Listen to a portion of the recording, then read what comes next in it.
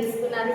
అలాగే కూడా అమ్మవారి జననం, అమ్మవారి యొక్క మొదటి విశ్వరూపం, అమ్మవారి బాల లీలలు, అమ్మవారి విద్యాభ్యాసం, అమ్మవారి రెండవ విశ్వరూపాన్ని మీరు నిన్న రోజున ఎంతో శ్రద్ధ భక్తులతో పురాణాన్ని శ్రవణం చేస్తున్నారు. ఈ కార్తీక మాసంలో ఎంతో పుణ్యప్రదమైనటువంటి ఈ కార్తీక మాసంలోనే ఈ రోజున మూడవ రోజున కూడా అమ్మవారి చరిత్రలో భాగంగా మీరు అనేక రహస్యాలు తెలుసుకుంటారు. నిన్నటి రోజున అమ్మవారు తన రెండవ విశ్వరూపాన్ని 714 గోత్రీకుల సభలో అమ్మవారు భక్తులకందరినీ ఉద్దేశించి మీకు ఇప్పుడే ఇదే సభా వేదిక పైననే నేను రెండవసారి విశ్వరూపాన్ని ప్రదర్శించబోతున్నాను అని తన దేదీప్యమానంతో అమ్మవారు కోవిసుల వెలుగుతో ఒక్కసారిగా అమ్మవారు తన విశ్వరూపాన్ని చూపించేసరికి భక్తులందరూ కూడా జై వాసవి, జై జై వాసవి అంటూ అమ్మవారిని కీర్తించారు. ఆ భక్తులందరూ కూడా అప్పుడే ఈ రోజు నుంచి మనమందరం కూడా మన కులదేవతగా ఈ వాసవినే పూజించుదాం, మనం కులదేవతగా ఈ వాసవినే ఆరాధించుతాం అని ఆ రోజు నుంచినే అమ్మవారిని మన కులదేవతగా పూజిస్తూ ఉన్నాం. మరి అంతకుముందు కులదేవతగా ఎవరిని పూజించేవాళ్ళు? కులదేవతగా నగరేశ్వర స్వామి.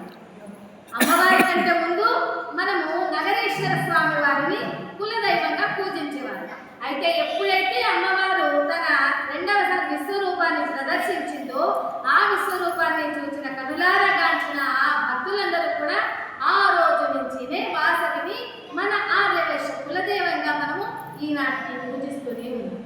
ఆ విధంగా ఆ విశ్వరూపాన్ని చూపించినటువంటి అమ్మవారు తెలియజేస్తోంది భక్తులందరికీ కూడా, ఓ భక్తులారా, ఈ రోజు నుంచి కూడా నేను మాఘశుద్ధ విధియ రోజున ఏదైతే ఈ పాంచభౌతికమైన దేహం ఉందో ఈ దేహాన్ని నేను ఆత్మ త్యాగం చేస్తాను, అగ్నిలో నేను దేహ త్యాగం చేస్తాను, ఇదే నా నిర్ణయం, ఇదే నా శపథం, ఇదే నా ధ్యేయం అని అమ్మవారు చెప్పేసరికి భక్తులంతా కూడా ముక్త కంఠంతో, భక్తులంతా కూడా ఏకీభావంతో, ఓ అమ్మ, ఓ వాసవి, మేము కూడా మీతో పాటు గుణ ప్రవేశం చేస్తాం, ఓ వాసవి, మేము కూడా మీతో పాటు అగ్ని ప్రవేశం చేసేస్తాం అని భక్తులందరూ కూడా ముక్త కంఠంతో చెప్తున్నారు. అప్పుడు అమ్మవారు బోధిస్తోంది, మీరందరూ కూడా మీ భక్తి భావంతో మీరు మీకై మీరే అగ్ని ప్రవేశం నాతో పాటు చేస్తామంటున్నారు, నేను మాత్రం అగ్ని ప్రవేశం చేయమనలేదు. అయినా మీకందరికీ కూడా కైలాసంలో ముక్తి మోక్ష స్థానాలను మీకందరికీ కూడా నేను అనుగ్రహిస్తాను అని ఆ రోజు నుంచి మనకందరికీ కూడా ఎక్కడ స్థానం ఇచ్చిందమ్మా? కైలాసం. అందుకే ఒక గానంలో కూడా మనము కైలాసంబున వైశ్యులకంతా స్థానమునిచ్చి ప్రోచితివమ్మ, సుఖ దుఃఖంబులు మొదలే లేదు, గానమదేలా మాయాశక్తి కోరితివమ్మ, నీ పదభక్తి మంగళ గౌరి హృదయ విహారి అంటూ కీర్తిస్తున్నాం అమ్మవారు. ఆ విధంగా మనము కైలాసంలో ముక్తి స్థానం వరకు ఏర్పాటు చేసాం. మరి ఈ రోజు నుంచి ఆహా, కైలాసంలో ఇక మనకు స్థానం ఇచ్చేసింది అమ్మవారు, మరి ఎందుకు పూజించాలి, ఎందుకు ఆరాధించాలి అని అనుకుంటున్నారా? కాదమ్మా, దైవం అనేది, ఆరాధన అనేది మీకు బ్యాంకులో బ్యాలెన్స్ లాంటిది. మీకు ఎంతో కొన్ని కోట్ల డబ్బులు మీరు బ్యాంకులో ఫిక్స్డ్ డిపాజిట్లు వేశారు కదా అని ఇక మళ్ళీ సంపాదన చేయకుండా ఉంటారా? సంపాదిస్తూనే ఉంటారు. ఇది కదా వ్యాపారం పురుష లక్షణం అని సంపాదిస్తూనే ఉంటారు. అలాగే మనం వాడుకుంటే అది కరిగిపోతుంటుంది.